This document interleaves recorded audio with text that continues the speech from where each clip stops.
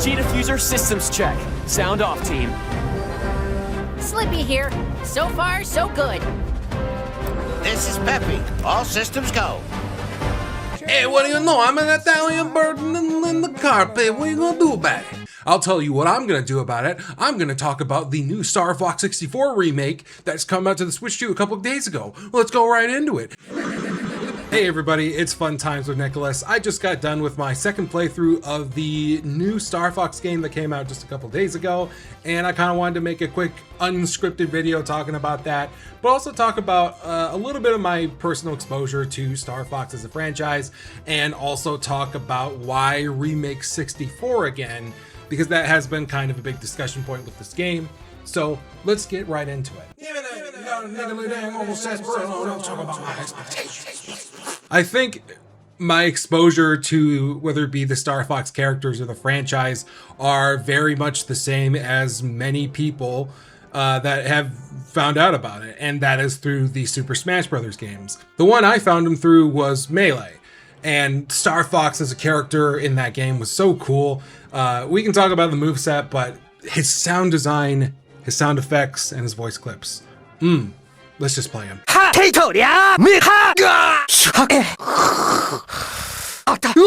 When I went out of my way to kind of research what the Star Fox games were, I only really went out of my way to play, see the first level of Star Fox 64. I didn't look too much more in depth with it, so I just kind of thought it was like this basic on-rails shooter for just airplanes and stuff like that. And I was like, as a 10-year-old, it didn't really excite me as much. Like, I had a Nintendo 64, but I didn't go out of my way to get it. I got Super Mario 64, Ocarina of Time, and Mario Party 2, and those were like the games I played for that. I didn't explore anything else, but maybe in the future I might see what it's all about.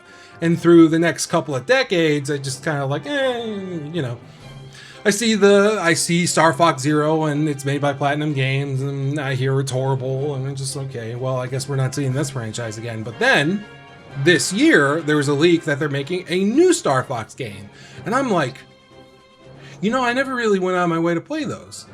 And then I decided, hey, with the new Nintendo Switch Online service, let's just try out a couple of the games. So the first one I tried out was Star Fox 64. And I really gotta say, that's a great game. I think Star Fox 64 really sat with me when I got to the level known as Macbeth, where you get in the Landmaster and you're like fighting a train and all that stuff. And I was like, wait, this is a really cool idea, because not only are you like fighting on the ground, but you're also having to shoot things in the air, and there's like a nice difficulty balance with that. And I was like, wait, they're cooking. And they were cooking, because that was such a cool sequence. And the rest of the game is really cool too. And that's where I also found out too that Star Fox is meant to be replayed multiple times through different playthroughs, different paths, and so forth. And I just did my one playthrough and I was like, okay, I'm good. Let's play Star Fox 2. And that one was really cool. Just the overall idea of like, you're actively in a war and you're like pointing to different spots and everything, and you're trying to move around and figure out, hey, can I take down this missile? Hey, this squad's trying to go here. It reminded me of how Mountain Blade works. It's like a very early predecessor to that. I feel like there were other games that did the same kind of system, where you were paused at a certain point and you had to like think a little bit about, okay, where do I go? Who do I fight? How do I do this? I kind of think this is an idea that I would like them to explore again. I know technically Star Fox Command is a game that does a similar system to this, but I kind of want them to do it at a larger scale. Kind of combining like what your traditional Star Fox gameplay is with this, I think would be interesting. I'll try and make a design docket for it at some point. I don't know. With this new invigor for Star Fox, I was like, I'm so ready for this new Star Fox game. It's gonna be great. And then they randomly announce it, and it's a remake of 64. Again. I'll be honest, I didn't really mind that fact. Why? I get the more obvious answer is that Fox McCloud is in the Super Mario Galaxy movie, and I really thought that was cool there. I think they did a great characterization there. So that just kind of made sense for them to just make a Star Fox game in general. I guess remaking it that's where a lot of people were upset about it.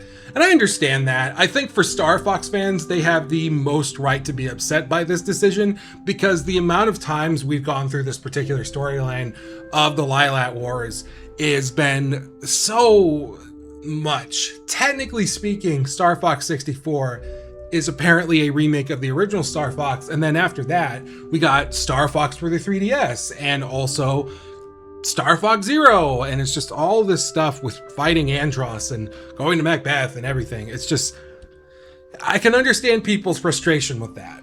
But I also think it's not completely designed for regular Star Fox fans. I also think this game, the remake particularly, was made for people who might not have gone out of their way to experience Star Fox, and maybe make a whole new generation of fans. Because I think, in a general sense, most people who own a Nintendo Switch or a Switch 2 never really got the chance to experience a Star Fox game. As previously mentioned, I didn't really go out of my way to play it until this year, and I kind of wish more people did play it, but ultimately I'm glad we're getting a Star Fox game in general. Even this, if this is another remake of these games, I feel like this might be the last time we're seeing it. I feel like this remake is going to rejuvenate the franchise a little bit more than Star Fox Zero did or Star Fox 3DS did, because you have a whole new, like, larger scale attach rate to really any Nintendo console than ever before.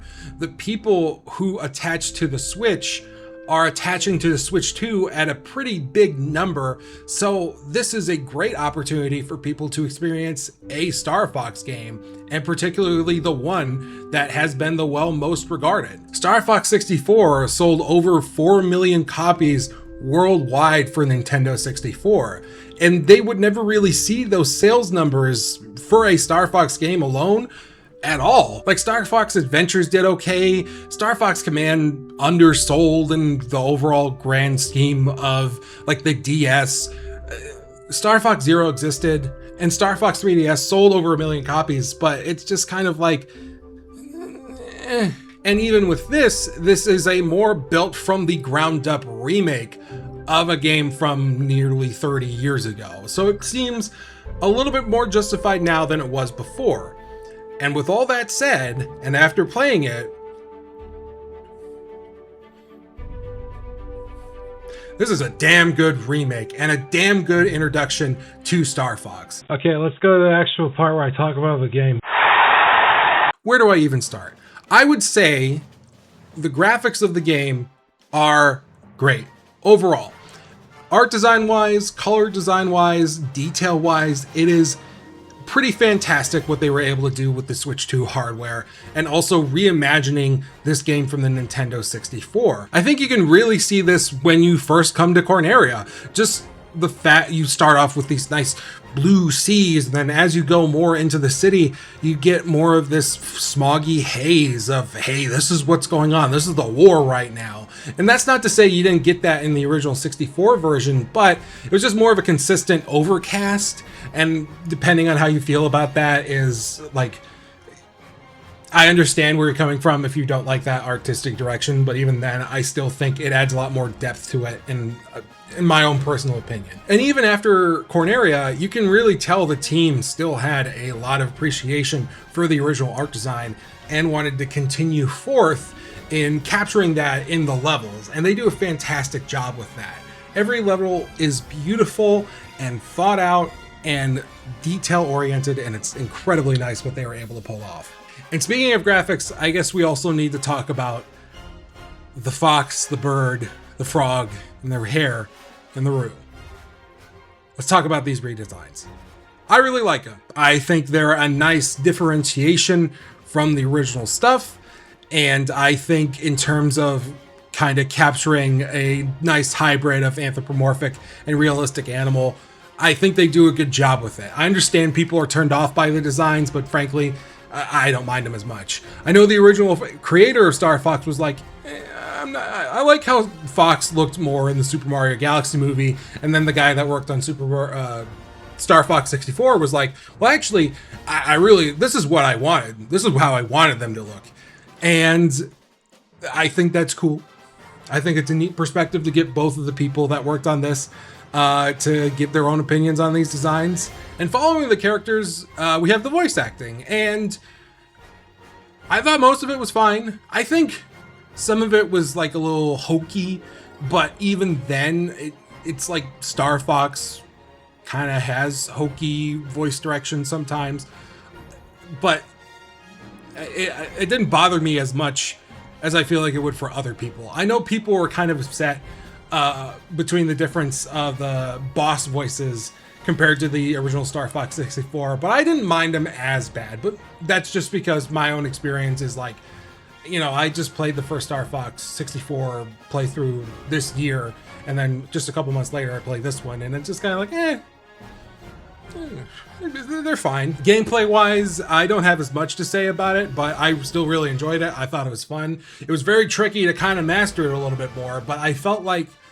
it was a little bit easier to grasp now than compared to before, because I mean, I was playing with a Switch Pro controller compared to a Nintendo 64 controller. It's like it's a night and day difference, but even then, it was still pretty difficult at points, and I was playing on the normal difficulty, and it was nice, especially when you get to Sector 6. That last boss at Sector 6 is just like, oh my gosh. Honestly, if you liked how Star Fox 64 played, you're gonna like how this game plays as well. Now the music. Oh, the music. It is so fantastic. It feels like a great combination of the influences of Star Fox beforehand. So like, Star Fox is inspired by like Thunderbirds, Top Gun, and Star Wars. At least that's what I understand from it.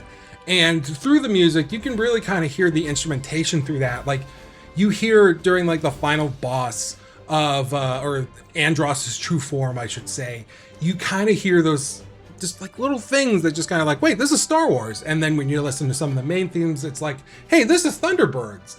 And it just like, I'll just like, look up the soundtrack. I wish I could say more, but I'm kind of at a loss of words on how good this soundtrack is. I will say, with how the music is here and how beautifully it is, it actually makes me more excited for the Ocarina of Time remake, because I'm like, it made me think, oh, if the music here is as fantastic as it is right now, could you imagine if they had the same like arrangements and same kind of just quality with the Ocarina of Time remake and all those classic songs from that game? I'm just like, oh boy. And the multiplayer is fun too.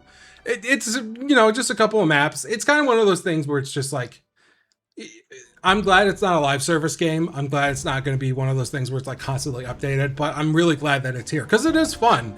Overall, I really enjoyed my short time with the multiplayer. I want to go play a little bit more right now. Overall, I really enjoyed my time with this game. It is a shorter experience that's meant to be played through multiple playthroughs, and depending on how you feel about the $50 price tag, I understand why that might deter you a little bit, but frankly, I kind of went into this knowing how short it was going to be with price tag and tail.